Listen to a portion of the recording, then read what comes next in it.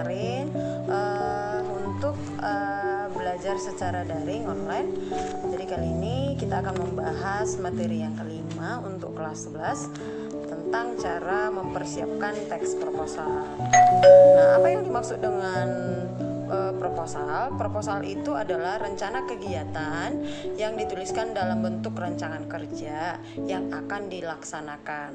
Jadi proposal itu adalah kegiatan yang dituliskan dalam bentuk rancangan kerja yang akan dilaksanakan. Nah, itu adalah proposal. Rencana tersebut biasanya dituliskan agar pihak yang berkepentingan dapat memahami dengan baik sehingga memberi izin atau menyumbangkan dana supaya kegiatan tersebut bisa terlaksana. Informasi penting dalam proposal kegiatan atau penelitian terdapat beberapa hal ya. Jadi informasi penting yang biasanya harus ada dalam proposal itu antara lain adalah latar belakang masalah, yang kedua adalah perumusan masalah, yang ketiga tujuan kegiatan itu dilaksanakan, yang keempat itu kontribusi penelitian ya, yang kelima itu definisi operasionalnya, yang keenam adalah tinjauan pustaka, yang ketujuh metode penelitian, yang kedelapan jadwal pelaksanaan kegiatan itu, dan yang kesembilan rencana anggaran atau dana yang diperlukan untuk kegiatan itu, dan yang selanjutnya adalah daftar pustaka. Nah, jadi secara umum isi bagian paling penting dalam proposal atau kegiatan atau rancangan kerja itu adalah yang tadi saya terangkan. Nah, ada struktur penulisan proposal dapat bermacam-macam. Hal ini biasanya tergantung pada jenis kegiatan akan dilaksanakan. Jadi tidak sama semua strukturnya pada proposal. Itu tergantung pada jenis kegiatan yang akan dilaksanakan. Dalam beberapa aspek, proposal penelitian memiliki beberapa perbedaan dengan proposal kegiatan kemasyarakatan. Kalau dalam beberapa aspek, tapi kalau secara umum sebenarnya sama saja, hanya terletak pada pelaksanaannya atau kegiatan itu dilaksanakan untuk siapa. Jadi hanya terletak perbedaannya terletak di situ. Sementara sistematika penulisan proposal penelitian adalah ini kalau udah sistematika penulisan proposal itu adalah yang pertama itu harus ada latar belakang masalah, yang kedua itu perumusan masalah, yang ketiga itu tujuan penelitian, yang keempat itu manfaat penelitian, yang kelima itu landasan teori, harus ada landasan teori, yang keenam itu metode penelitian, dan yang ketujuh itu adalah kerangka penulisan laporan.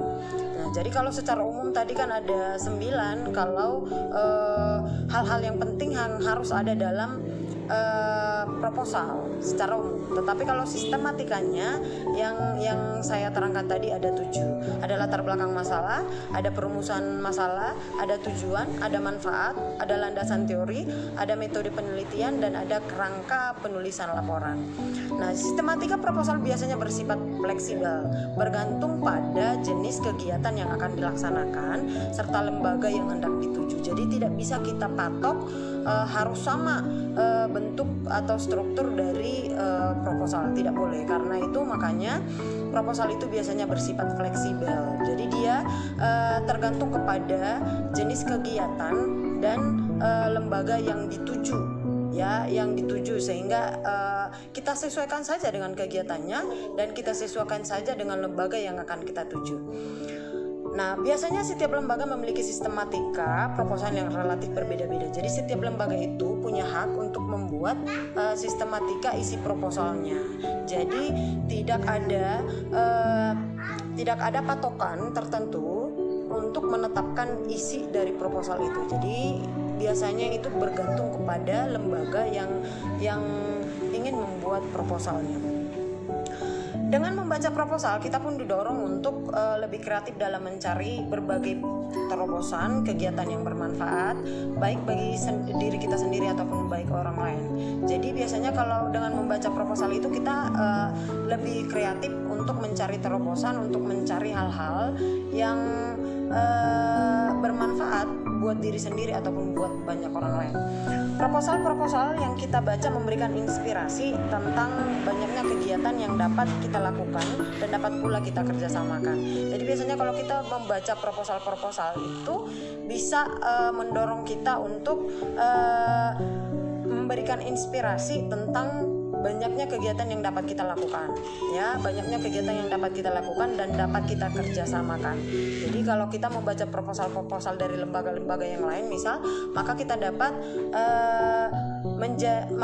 mencari inspirasi mana nanti yang akan kita pakai untuk membuat proposal kita sendiri. Seandainya kita ingin membuat sebuah kegiatan, ingin mengadakan suatu kegiatan, maka kita dapat meniru dari proposal-proposal yang kita tiru kalau kira-kira memang kegiatan yang kita laksanakan dan lembaga yang mau kita tuju itu sama dengan proposal yang kita baca. Untuk sampai pada pemerolehan pengetahuan, pemahaman dan sikap-sikap itu kita perlu memahami maksud teks secara keseluruhan dengan lebih baik, ya. Jadi biasanya supaya kita dapat memahami tujuan proposal itu ditujukan kepada kita atau kita tujukan kepada lembaga yang lain, maka kita harus memahami maksud teks itu secara lebih baik. Atau biasanya kita harus membaca lebih dalam, atau kita harus mengerti bahwasannya proposal ini ditujukan dalam rangka apa. Jadi kita dapat lebih memahami dengan cara membaca secara keseluruhan. Kita harus memahami makna kata, makna kalimat, dan keseluruhan teks. Seperti yang kita maklumi bahwa di dalam proposal banyak kata teknis yang memiliki arti khusus. Ya, jadi biasanya lembaga-lembaga itu ada istilah-istilah, ada kata-kata teknis yang biasanya hanya ada dalam lembaga tertentu gitu. Jadi biasanya tidak semua sama. Misalnya lembaga sosial yang mau kita galang kegiatan untuk menggalang dana misal, maka kata-kata teknis yang biasanya terdapat dalam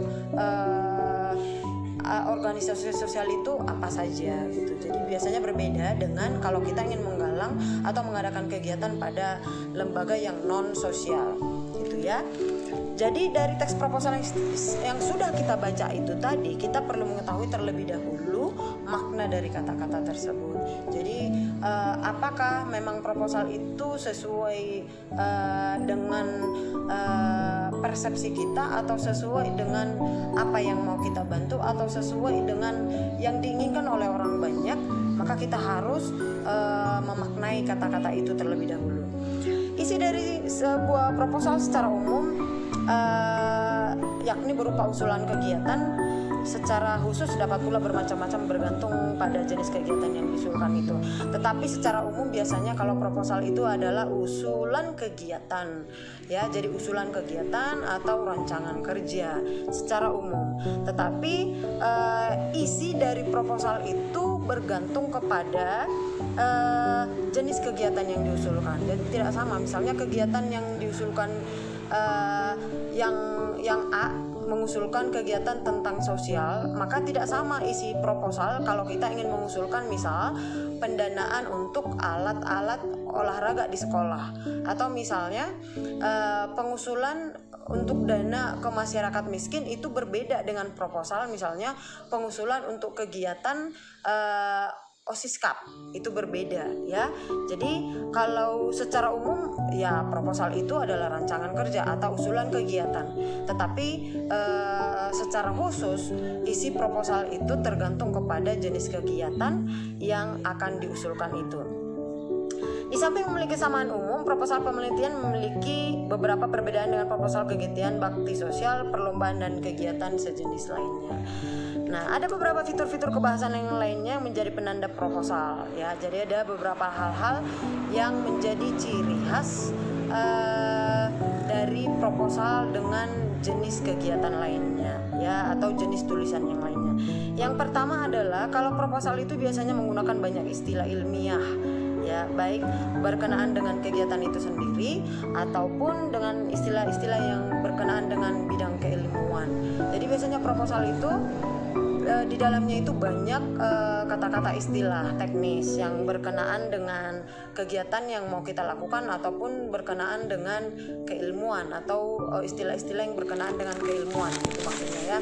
Jadi tidak sama jenis-jenis atau istilah-istilah yang dipakai dalam proposal yang A dengan proposal yang B. Kalau misalnya konsepnya atau jenis kegiatannya itu berbeda, maka otomatis isinya pun berbeda atau istilah-istilah yang dipakai pun pastinya berbeda. Yang kedua adalah menggunakan banyak kata kerja ya, atau tindakan atau langkah-langkah kegiatan. Pastinya ada pun langkah-langkah kegiatan nanti dalam kegiatan ini, yang pertama, yang kedua, yang ketiga ya, dan lain sebagainya. Terus menggunakan kata-kata pendefinisian yang ditandai oleh penggunaan kata merupakan adalah yakni menggunakan kata-kata perincian seperti selain itu, pertama, kedua, ketiga, dan lain sebagainya. Menggunakan juga kata-kata keakaan ya, atau keakaan ini maksudnya seperti akan, diharapkan, direncanakan ya. Hal itu sesuai dengan sifat proposal itu sendiri sebagai suatu usulan, rencana atau rancangan program kegiatan. Selanjutnya adalah menggunakan kata-kata bermakna lugas atau denotatif atau yang bermakna sebenarnya. Jadi tidak bisa bermakna konotatif. Jadi biasanya menggunakan kata-kata yang denotatif atau makna yang lugas. Hal ini penting untuk menghindari adanya kesalahan pemahaman. Terus yang selanjutnya adalah merancang sebuah proposal karya ilmiah dengan memperhatikan informasi, tujuan, dan esensi karya ilmiahnya ya. Jadi biasanya kita harus memperhatikan informasi yang mau kita sampaikan, tujuannya kita melakukan kegiatan itu, dan esensi dari kegiatan itu atau inti dari kegiatan itu dilakukan apa. Selanjutnya adalah penyusunan proposal bisa dilakukan melalui observasi ya. Jadi proposal itu bisa dilakukan juga melalui observasi atau penelitian langsung ke lapangan atau membaca literatur. Jadi proposal itu bisa kita lakukan dengan mengobservasi langsung objek yang mau kita buat rancangan kerjanya ya.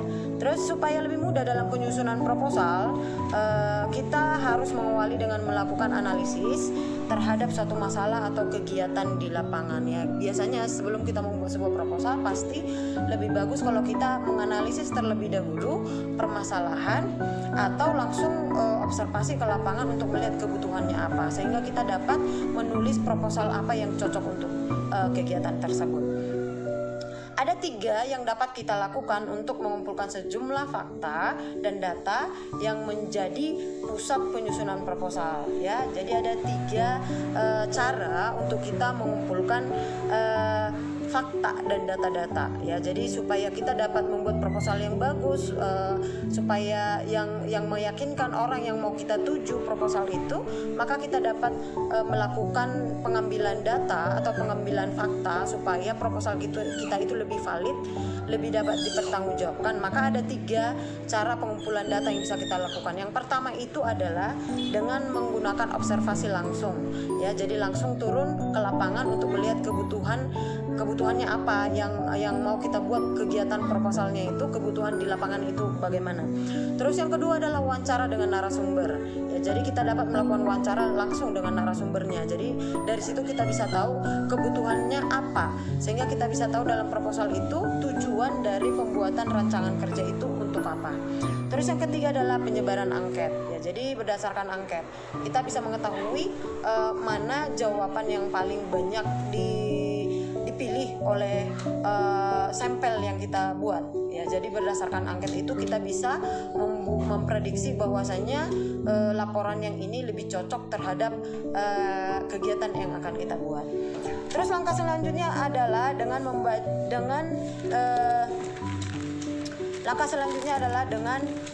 membaca literatur untuk memperkuat temuan-temuan dari lapangan tersebut. Maksudnya di situ adalah membaca karya orang lain yang sudah dibuat oleh orang lain, literatur yang dibuat oleh orang lain untuk memperkuat proposal yang mau kita buat ya, sehingga itu menguatkan data-data yang kita kumpulkan di lapangan. Literatur juga berfungsi atau berperan sebagai rujukan atas bermasalah atau tidaknya temuan-temuan di lapangan itu ya. Jadi berdasarkan literatur itu bisa menjadi tolak ukur atau pokok ukuran apakah temuan-temuan kita di lapangan itu bermasalah atau tidak ya. Jadi mengembangkan selanjutnya adalah setelah kita temukan temuan-temuan itu, maka kita kembangkanlah temuan-temuan itu ke dalam sebuah proposal yang lengkap, jelas, dan menarik. Jadi sehingga meyakinkan orang yang membaca atau meyakinkan lembaga atau meyakinkan orang yang kita tuju proposal itu, misalnya kita mau minta dana untuk menyanggupi atau menyetujui sesuai dengan apa yang kita tuliskan dalam proposal. Ya, jadi secara umum isi proposal itu berarti harus ada 3. Isi proposal itu harus lengkap, ada data dan faktanya. Yang kedua itu harus jelas. Jadi jelas kegiatannya apa, tujuan kegiatan itu apa. Jadi tidak ada misalnya untuk menggelembungkan dana, tidak ada. Jadi jelas data-datanya valid, bisa dipertanggungjawabkan. Terus yang ketiga adalah menarik. Jadi proposal itu ada kalanya dibuat lebih menarik supaya orang yang kita tuju atau lembaga yang kita tuju pengajuan proposal ini tertarik untuk membaca proposal kita. Jadi sekian dulu yang bisa Inong terangkan tentang mempersiapkan teks proposal. Kalau bentuk cara penulisan proposal seperti yang Inong bilang tadi itu berbeda-beda pada setiap kegiatannya, jadi tidak sama. Yang penting adalah kalau proposal itu berisikan rancangan kerja atau rencana kegiatan yang mau dilaksanakan, apa saja rancangan kegiatan atau apa kira-kira kegiatan yang akan kita lakukan dalam OSISKAP ini, itu kan berbeda isinya dengan misal kalau kita ingin menggalang dana memperbaiki jalan masuk ke desa. Nah, jadi bentuknya itu tidak ada bentuk yang baku struktur dari penulisan proposal. Jadi sesuai dengan kegiatan-kegiatan atau yang dimaksudkan proposal itu ditujukan kepada lembaga mana. Itu jadi sehingga bentuk penulisan dari proposal itu tidak sama satu dengan yang lainnya. Tetapi yang menyamakan itu semua adalah bahwa proposal itu pastinya harus berisikan tentang rancangan kerja atau rencana kegiatan yang mau dilakukan. Rencana kegiatan apa itu? Yang biasanya membutuhkan dana, membutuhkan persetujuan, tujuannya biasanya melibatkan banyak orang, dan manfaatnya juga biasanya juga harus bermanfaat ke banyak orang atau ke masyarakat luas. Itulah proposal. Jadi sekian yang bisa Inong sampaikan tentang penjelasan dari proposal. Untuk tugas kamu di rumah, seandainya kamu ini adalah seorang ketua OSIS, kita akan melakukan OSISKAP. Kamu akan melakukan kegiatan-kegiatan sebelum penerimaan raport. Bagaimana kira-kira isi proposal yang akan kamu buat dan juga kegiatan-kegiatan yang akan kamu lakukan dalam OSISKAP tersebut.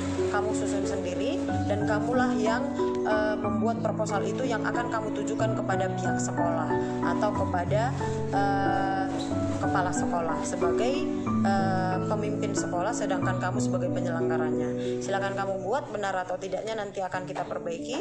Kurang jelas bisa kamu tanyakan kembali kepada Inong. Sekian dan terima kasih. Tuhan memberkati.